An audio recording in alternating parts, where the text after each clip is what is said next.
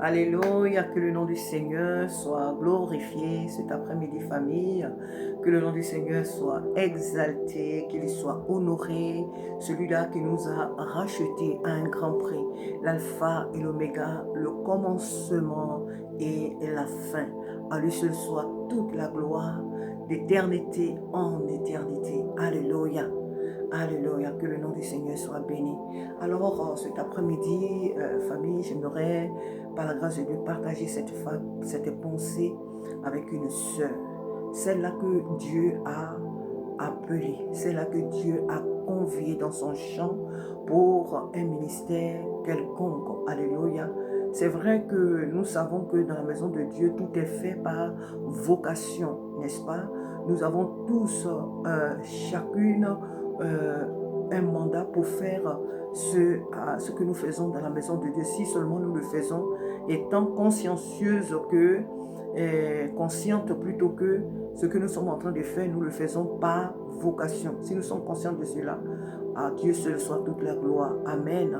Donc, ce soir, sinon cet après-midi, j'aimerais encourager vraiment à travers ce court message une sœur, une femme dans la maison de Dieu à se lever pour accomplir la tâche que Dieu lui a confiée. Amen. Pour accomplir la tâche que Dieu lui a confiée, parce que souvent, certaines d'entre nous se posent beaucoup de questions. Est-ce que c'est vraiment, non seulement est-ce que c'est le moment, mais est-ce que je suis capable? Est-ce que je suis capable d'accomplir cette tâche? Est-ce que Dieu m'a réellement parlé? Alors que la personne sent que cette pensée-là vraiment revient en elle de façon répétitive. La pensée de faire cette telle ou telle chose dans la maison de Dieu lui revient constamment et elle se pose des questions. Mais attends, est-ce que c'est pas sentiments, par des émotions, ou bien ce sont mes pensées à moi, ou bien qu'est-ce qui se passe, et la personne n'est pas vraiment, cette soeur n'est pas vraiment certaine que c'est le Saint-Esprit qui est en train de lui dire que j'étais appelé à faire telle ou telle chose, et elle hésite encore. L'autre dira que je n'ai pas le langage approprié, je ne sais pas parler peut-être le français, je ne sais pas parler l'anglais ou l'allemand, peu importe le lieu où elle se trouve, elle se dit que je ne suis pas à la hauteur de cette vocation, de cet appel. Alléluia. J'aimerais t'encourager.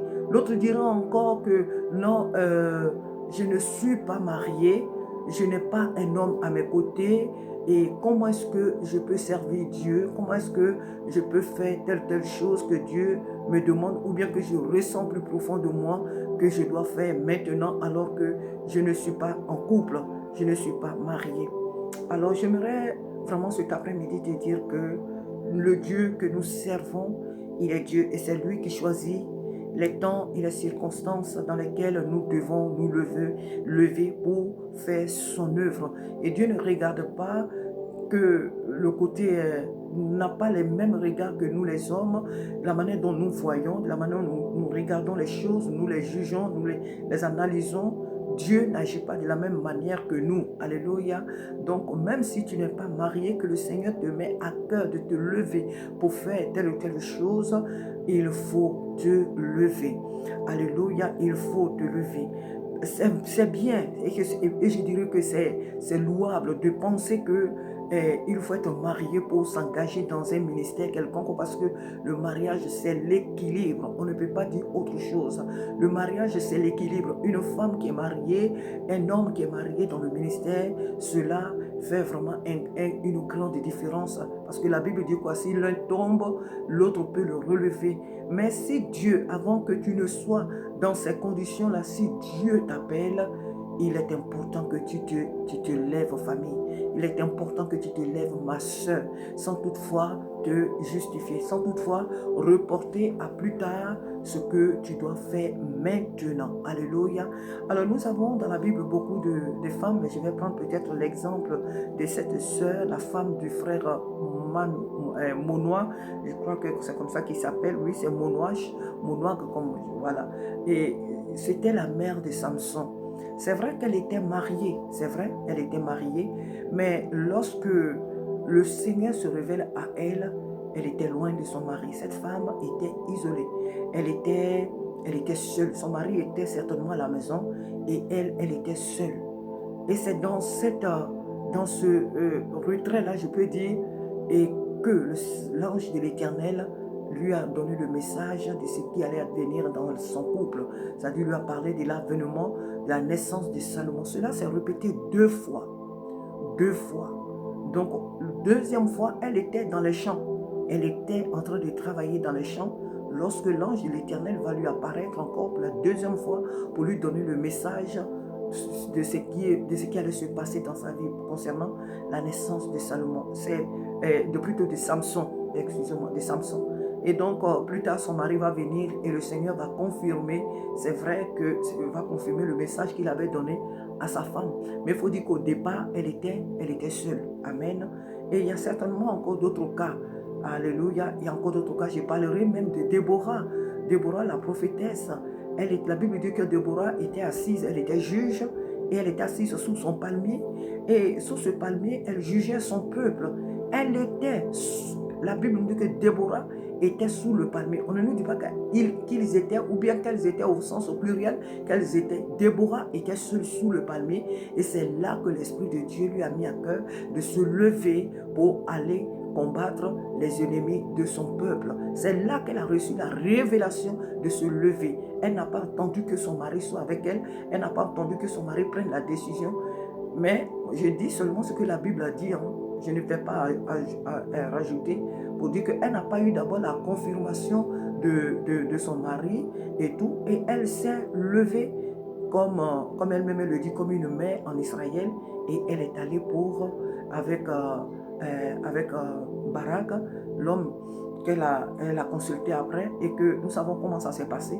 Mais le départ, je parle du départ, elle a eu la vision seule. Le Seigneur s'est révélé à Déborah, elle seule. Alléluia. C'est à elle seule que le Saint-Esprit a parlé. C'est à elle qu'il a parlé pour qu'elle puisse faire ce qui a été fait. Amen. Il y en a beaucoup d'autres femmes dans la Bible. Le Seigneur n'attend pas forcément que tu sois marié. Ne pas être marié n'est pas un déshonneur. Vivre seul n'est pas un déshonneur. Nous reconnaissons en tant qu'enfants de Dieu que le mariage est l'institution divine, l'institution que Dieu a établie. Et il est bon que nous honorons le mariage. La Bible même le dit d'ailleurs, que le mariage soit honoré de tous. Mais c'est Dieu qui est Dieu, c'est lui qui juge. C'est lui qui choisit les temps et les circonstances dans lesquelles ses enfants doivent le servir. Donc si Dieu t'a mis à cœur, alors que tu n'es pas marié, alors que tu n'es peut-être pas en cheminement, alors que tu traverses peut-être une situation quelconque, ou peut-être que tu étais marié, maintenant tu es séparé et que tu vis seul avec tes enfants, ou bien que je ne sais dans quelle situation tu te trouves, tu le sais toi-même, mais est que c'est dans ces temps-là que le Seigneur vient te dire de te lever pour faire telle ou telle chose. Je t'encourage, ma soeur, à te lever sans toutefois rejeter à plus tard ce qu'il t'a dit de faire. Lève-toi et va accomplir l'œuvre de Dieu. C'est vrai qu'aujourd'hui, parlant de l'enseignement, parlant du ministère, on va dire comme centre griffe de la femme, c'est vrai qu'aujourd'hui, il y a beaucoup de débats. Il y a beaucoup de débats qui se font autour du ministère de la femme qu'elle ne doit pas enseigner. Mais pour ma petite expérience, Dieu ne regarde pas les choses de cette façon. Et Dieu ne juge pas les choses comme nous les hommes, nous les jugeons. Donc, je t'encourage vraiment à te lever. Si Dieu t'a appelé à l'enseignement de sa parole, si Dieu t'a enseigné à prêcher, à te tenir devant son peuple et à porter sa parole, lève-toi et fais-le. S'il t'a appelé même à balayer dans son église, si c'est à toi qu'il a confié la tâche de l'entretien des locaux dans lesquels vous priez, alors lève-toi et fais-le. Peu importe vraiment la vocation qu'il t'a donnée, ne tarde pas, lève-toi et fais-le. Alléluia. Parce qu'il a déposé en toi les qualités pour faire ce travail. Il a déposé en toi tout ce qu'il faut pour l'édification de son peuple. Alors, ne tarde pas, ne te justifie pas et ne remets surtout pas à deux mains. Parce que nous les hommes, c'est vrai que quand Dieu nous tend la main pour nous envoyer, pour nous confier une tâche, de suite on cherche des échappatoires, on cherche de suite des raisons, comme si nous, on voulait apprendre quelque chose à Dieu, comme si nous, nous étions en train de dire à Dieu que c'est vrai, tu as dit ça, mais tu n'as pas bien réfléchi. Tu ne sais pas que je ne suis pas mariée. Tu ne sais pas que je traverse un divorce. Tu ne sais pas que je n'ai pas d'enfant. Tu ne sais pas que je n'ai pas le travail. Tu ne sais pas que je ne sais pas parler bien. Je ne parle que ma langue. Je ne sais pas parler la langue étrangère. Tu ne sais pas, tu ne sais pas. Donc nous cherchons souvent à dire à Dieu que nous réfléchissons bien. Nous faisons bien le contour des situations par rapport à Dieu. C'est Dieu qui est Dieu. Et c'est lui qui sait ce qu'il fait. Et il sait comment il fait les choses. Nous ne pouvons rien apprendre à Dieu. Si le moment n'est pas arrivé, si tu n'as pas encore bien reçu, si tu n'as pas vraiment la certitude, alors prie et le Seigneur te dira. Mais il faut comprendre qu'à partir du moment où la pensée persiste en toi, elle persiste et elle persiste, elle devient sur ton cœur comme un fardeau, alors je pense qu'il faut tout simplement dire, Seigneur, me voici, envoie-moi. Qu'il en soit fait selon ta volonté. À cet temps de la fin, Dieu a besoin des femmes, une armée, des femmes qui se lèvent pour faire son œuvre. Ne sois pas parmi celles-là qui disent que non, écoute, ce n'est pas le moment et de toute façon, qu'est-ce que je peux faire?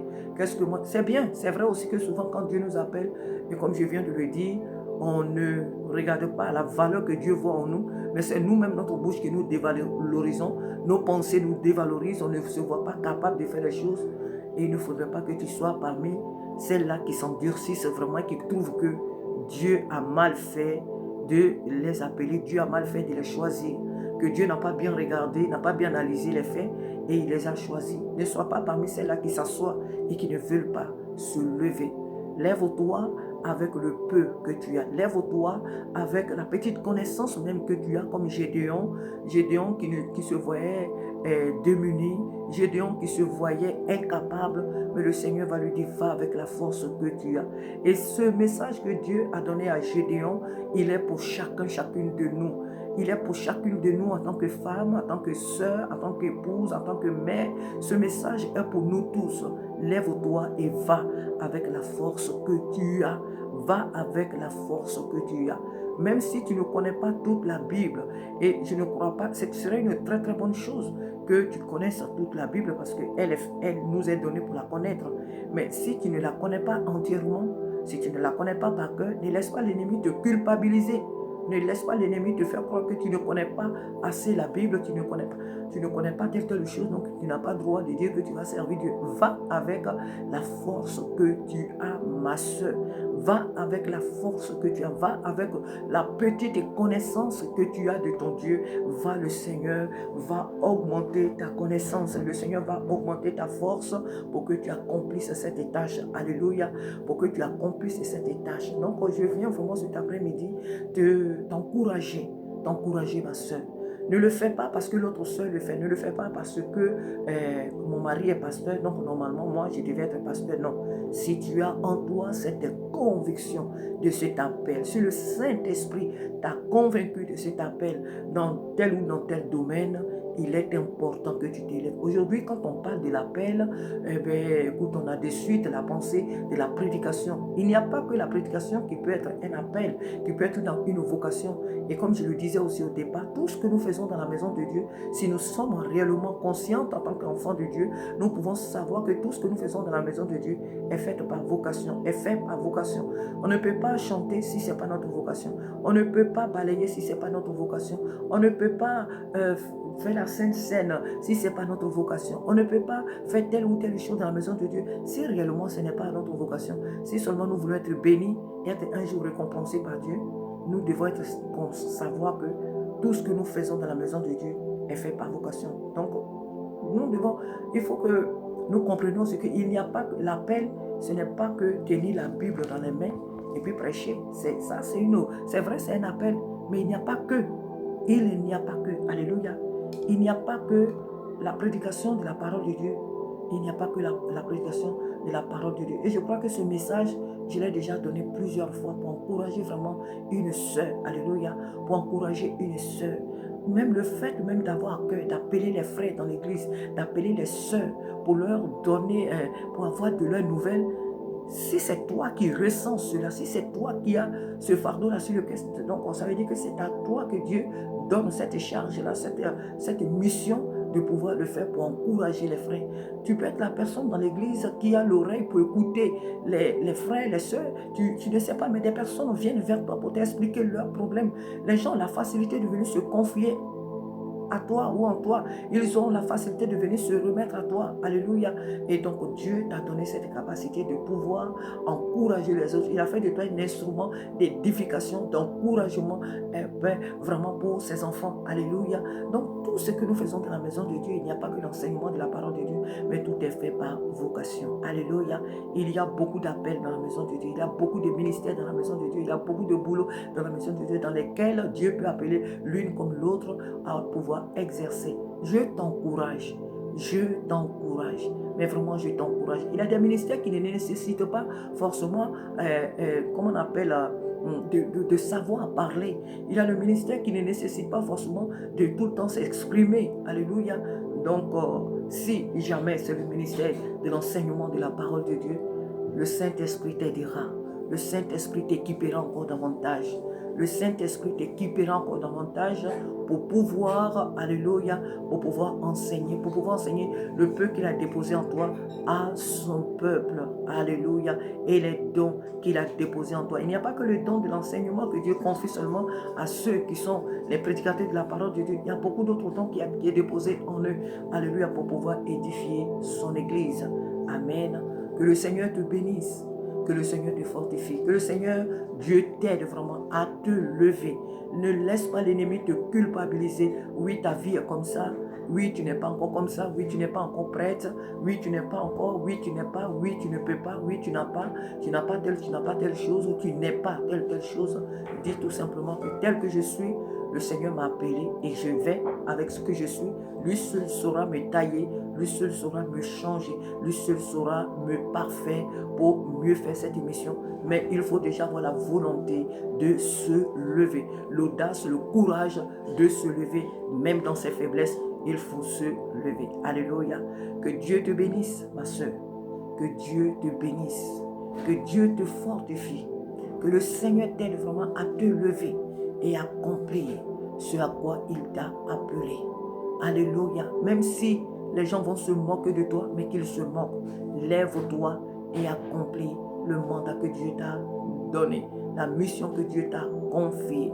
Sois fortifié, lève-toi et avance avec ce que tu as, le peu que tu as. Que le Seigneur te bénisse abondamment. Que le Seigneur te bénisse abondamment. À très bientôt. Amen.